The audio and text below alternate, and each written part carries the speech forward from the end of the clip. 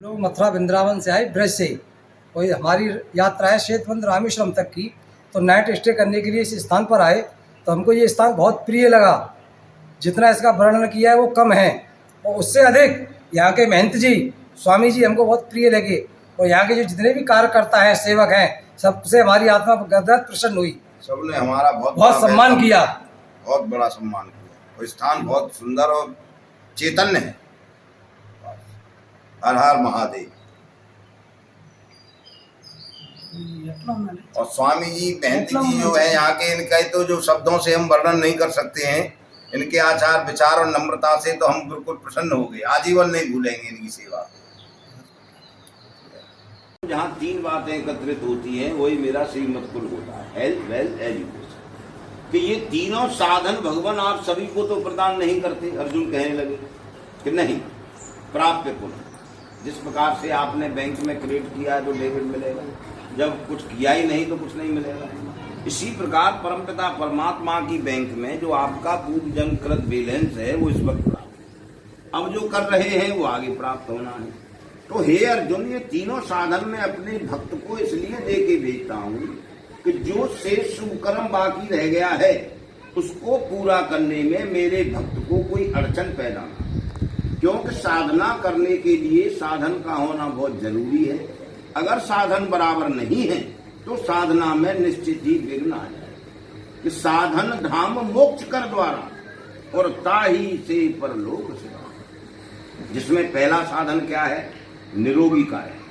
अगर आपका शरीर निरोग है, पूजा पाठ कर सकते हैं, बिजनेस व्यापार कर सकते हैं, किसी की हेल्प कर सकते हैं, 2 घंटे भजन भी कर सकते हैं।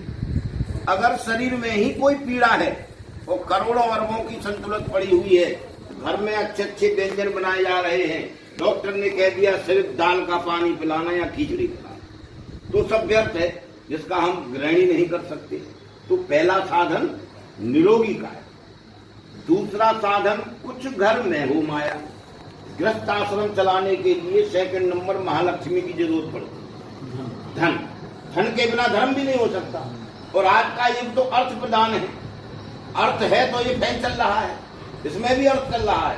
अर्थ और फेस दो से ही तो चल रहा है। नेगेटिव और पॉजिटिव दो है, अर्थ और फेस। हाँ, तो दूसरा साधन कुछ घर में हो माया।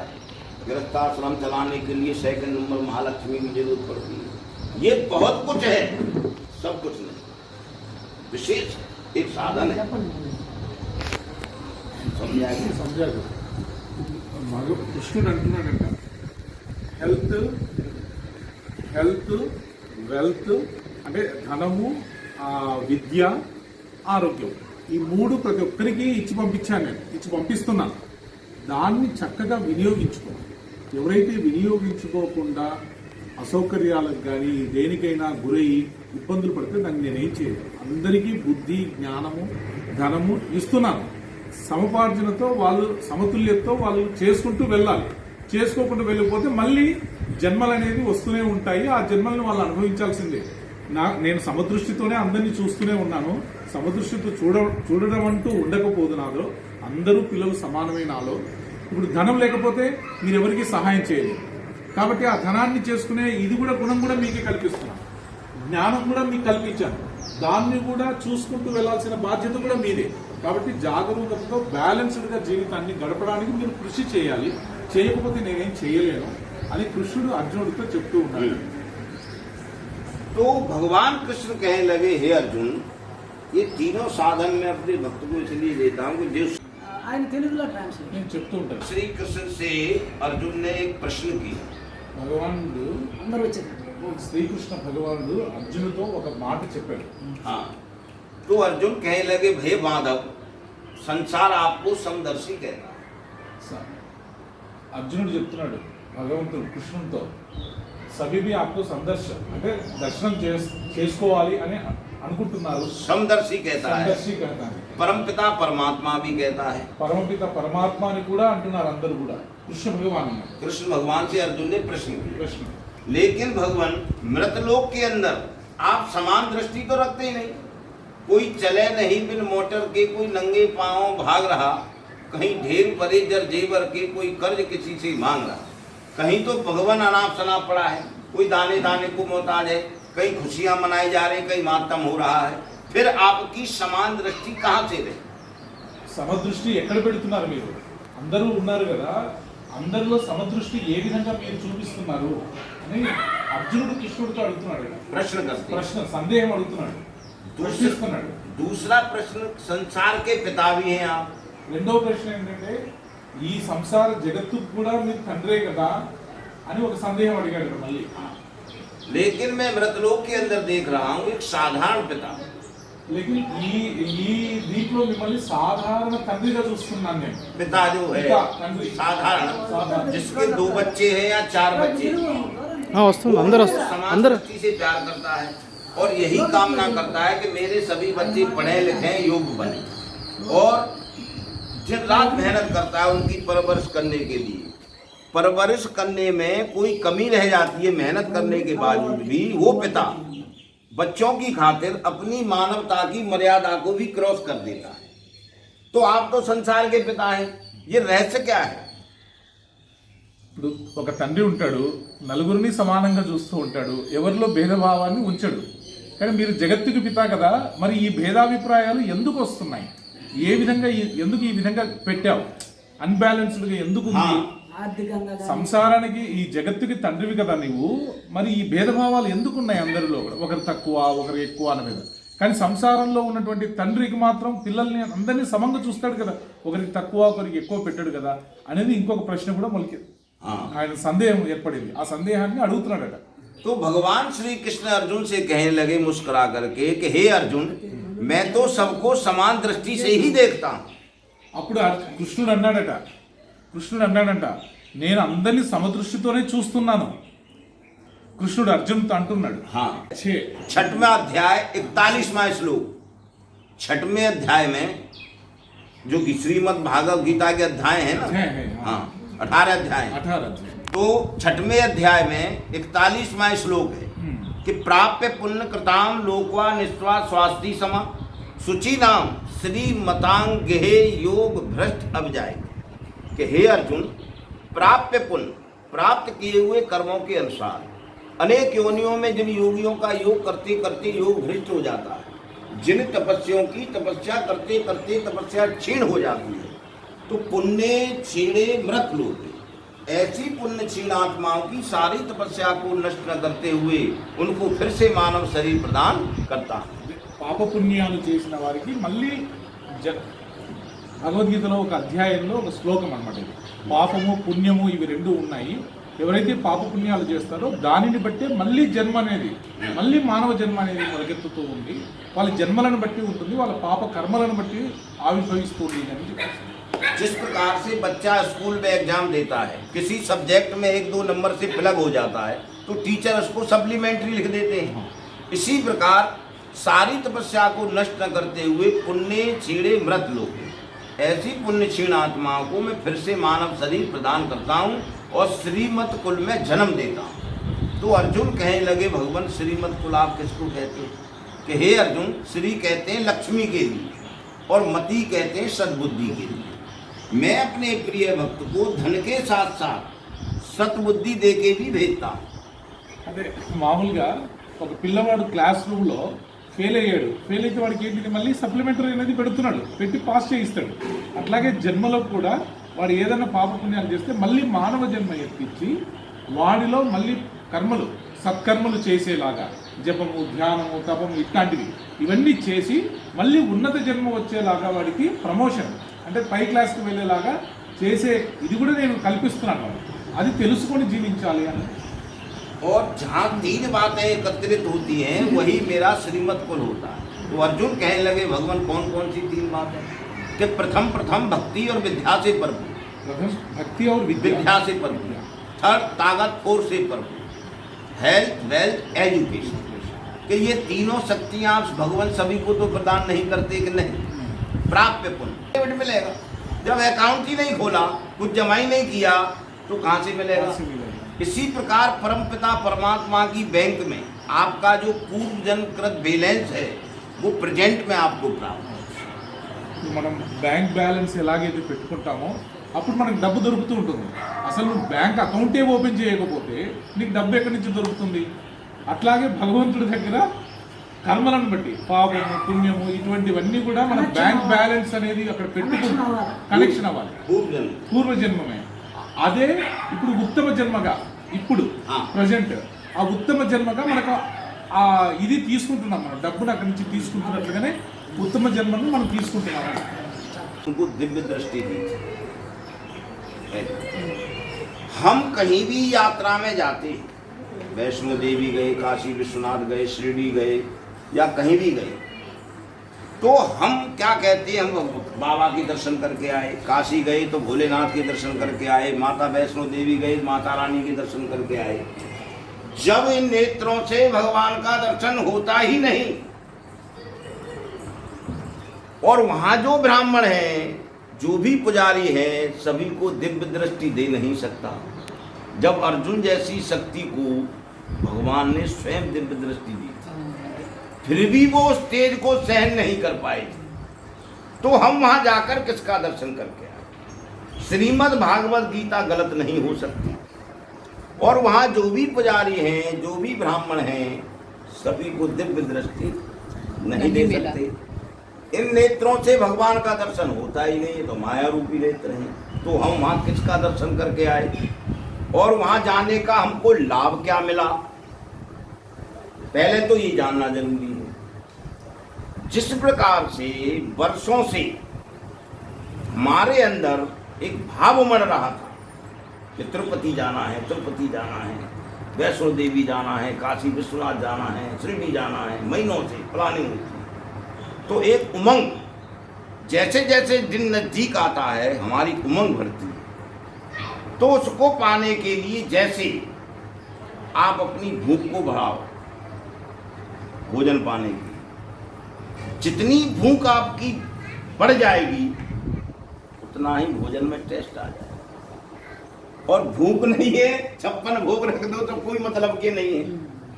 तो ज्यादा से ज्यादा पहले उस भूख को बढ़ाइए अपनी, तो ही आपको नमक से रोटी में भी रसगुल्ले का टेस्ट आ जाएगा। किसका? और जब पेट भरा है एक रसगुल्ला खा लो, नहीं नहीं नहीं। तो सबसे पहले हमको अपने आप को तैयार करना है। तो भाव उमड़ रहा था हमारे अंदर, वहां पहुंचने पर वो शांत हो गया कि हमने दर्शन कर लिए, एक मन को शांति मिल गई। अब उसको पाने के लिए सबसे पहले तो हमको अपने आप को तैयार करना है। जैसे फॉर एग्जाम्पल ये जो घरेलू लाइट है, फैन चल रहा है, ट्यूबलाइट है, फ्रिज है, एसी है, जो भी कुछ चल रहे हैं, इसकी पावर कम है। एक 11,000 वोल्टेज होती है, एक 25,000 वोल्टेज होती है, जिससे इलेक्ट्रिक ट्रेन चलती है। गलती से वो वायर इस वायर में टच हो गया तो ये फ्रीज उड़ जाएगा, फैन फूक जाएगा, ट्यूबलाइट फूक जाएगी, फ्रीज फूक जाएगा, एसी फूक जाएगी, सब। क्योंकि इनकी क्षमता नहीं है ज़्यादा पावर को सहन करने की। वो ज़्यादा पावर को सहन कर, संयोग बस हम वहाँ नेक टच भी हो गए और हमारी क्षमता ही नहीं है सहन करने की तेज को, भगवान के को, तो हमारा तो फ्रीज ही उड़ जाएगा। तो सबसे पहले तो अपने आप को तैयार करो। सबसे पहले बता సార్ ఏం చెప్తున్నాడంటే, ఫస్ట్ నువ్వు ఒకరికి ఏదన్నా ఒక ఉపదేశం ఇవ్వాలి చెప్పాలి అంటే ముందు నువ్వు శుద్ధంగా ఉండాలి. అంటే నువ్వు పవిత్రంగా ఉండి నువ్వు దాన్ని ఆచరిస్తూ, పవిత్రంగా ఉండి నువ్వు ఆచరిస్తూ ఇతరులకు చెప్పాలి. అంతేగాని నువ్వు ఆచరించకుండా, నువ్వు పవిత్రంగా లేకుండా ఊరికే మనం ప్రబోధం చేస్తే దానివల్ల ప్రయోజనము లేదు అని చెప్తున్నాడు అనమాట స్వామి. అదే చెప్పాడు. తర్వాత ఇంకోటి ఏం చెప్పాడంటే, ఇప్పుడు గుళ్ళకి వెళ్తున్నారు కదా, మనం గుడికి వెళ్తున్నాము, తర్వాత యాత్రికులందరూ వస్తారు సార్, వైష్ణవదేవికి వెళ్తున్నారు, కాశీ వెళ్తున్నారు, షిరిడి వెళ్తున్నారు. కానీ అక్కడ ఉండే పూజారి ఉన్నాడు కదా, ఆయన 24 గంటలు ఆ దేవుడి దగ్గరే ఉంటాడు, ఆ దేవుడికే పూజ చేస్తూ ఉన్నాడు. కానీ అతనికి వాళ్ళు దర్శనం ఇవ్వలేదు. ఎందుకు ఇవ్వలేదు? ఎవరు? శివుడు కానీ సిద్ధి సాయిబాబా కానీ ఇవ్వాల. అదే అర్జునుడికి శ్రీకృష్ణుడు మనోనేత్రం ఇచ్చి విశ్వరూపం దర్శనం చేయించాడు. ఎందుకు చేయించాడు అంటే అతని ఆత్మశుద్ధి అయ్యింది. అక్కడ ఎవరు ఇంతమంది బంధువుల్ని చంపాల్సి వస్తుంది, నేను యుద్ధం చేయను అనే ఒక భావన అనేది అతనిలో నిజంగానే ఏర్పడింది. కాబట్టి అతనికి మనోనేత్రం ఇచ్చి విశ్వరూపం దర్శనం చేయించాడు. అదేవిధంగా పూజారి నువ్వు 24 గంటలు ఉన్నా పూజారికి ఎందుకు కనపడలేదు అంటే అతను ఏంటంటే ఒక ఉద్యోగంలాగా చేస్తున్నాడే కానీ ఒక భక్తి భావంతో చేయటం వల్ల భగవంతుడే మనం అతన్ని చేరుకోవాలనే భావన పూజారికి లేదు.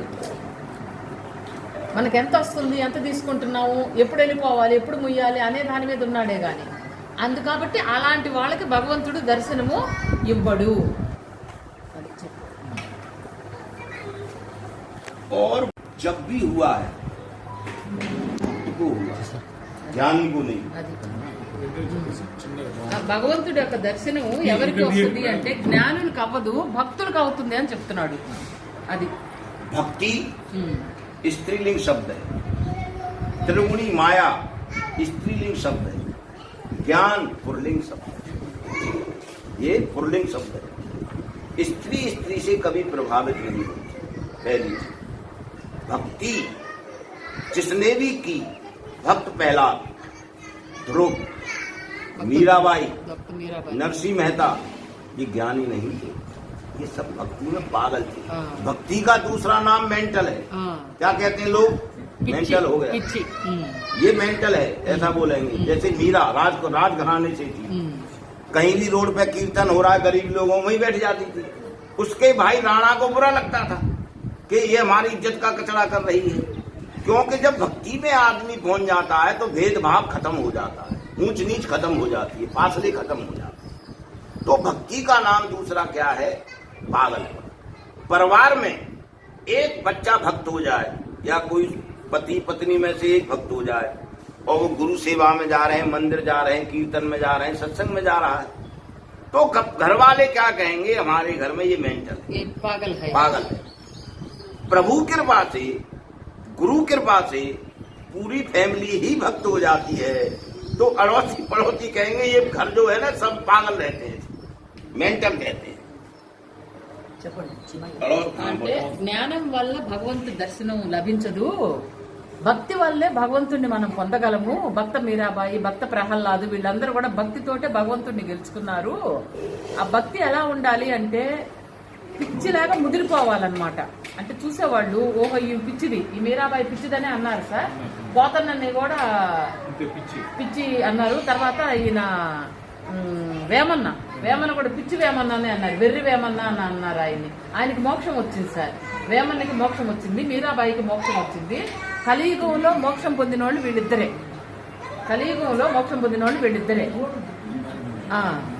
వీళ్ళిద్దరూ మోక్షం పొందిన వాళ్ళు సార్. మిగతా వాళ్ళందరూ కూడా మోక్షం పొందలేదు. దానికి కొన్ని కారణాలు ఉన్నాయి. ఎవరు ఈ మిగతా వాళ్ళు ఉన్నారు కదా, రమణ మహర్షి, ఆ తర్వాత రాఘవేంద్ర స్వామి, వీరబ్రహ్మేంద్ర స్వామి, వాళ్ళందరూ ఇంకా ఇక్కడే ఉన్నారు. ఎక్కడ లోపల సమాధిలోనే ఉన్నారు. వాళ్ళ ఆత్మ అలాగే ఉంది, వాళ్ళు ఇంకా భగవంతుడి దగ్గరికి వెళ్ళాల. ఈ భక్తి పూర్తిగా ముదిరి పిచ్చి అయిపోయిన వాళ్ళు మాత్రమే భగవంతుడి దగ్గరికి వెళ్తారు. అదే భక్తి ఇళ్ళంతా కానీ ఉంటే వీళ్ళని ఏమంటారంటే పక్కన వాళ్ళు ఈ కుటుంబం పిచ్చోళ్ళు, పిచ్చి కుటుంబం అని అంటారంట. అంటే మనం భగవంతుడిని చేరుకోవాలి అంటే అంత భక్తిలోకి వీళ్ళకి పిచ్చి పట్టిందనే భక్తిలోకి చేరుకోవాలి. ఇప్పుడు రామకృష్ణ పరమహంసను కూడా అలాగే అన్నారు కదా సార్, తెలుసు కదా. రామకృష్ణ పరమహంసను కూడా పిచ్చోడనే అన్నారు. కానీ అతను ఆమె దగ్గర లైకమయ్యాడు. ఎవరి దగ్గర? శక్తి దగ్గర. అది అంత పిచ్చి ఉంటేనే వస్తుంది, జ్ఞానంతో మాత్రం భగవంతుడిని చేరుకోలేరు అని చెప్తున్నాడు స్వామి.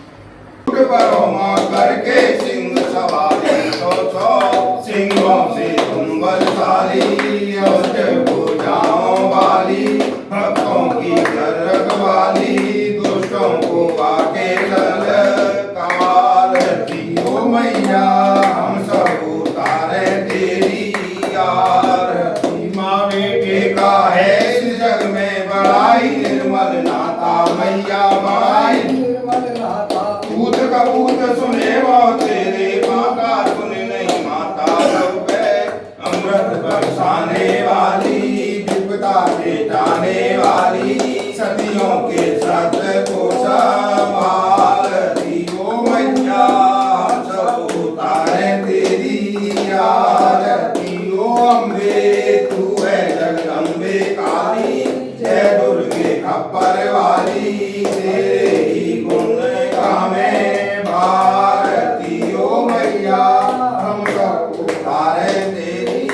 यार